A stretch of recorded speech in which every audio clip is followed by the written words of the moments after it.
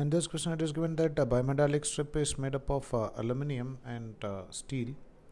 And in question, it is given that alpha of aluminium is greater than that of alpha of steel.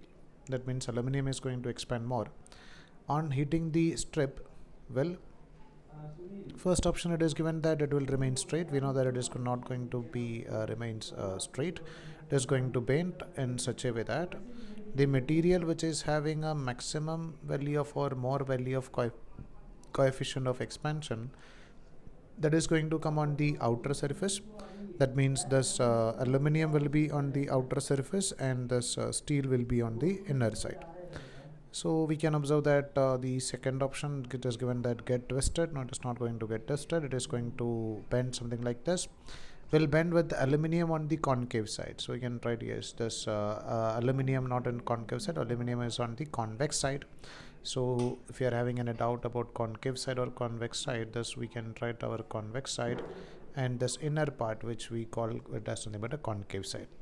So we'll bend with the steel on the concave side.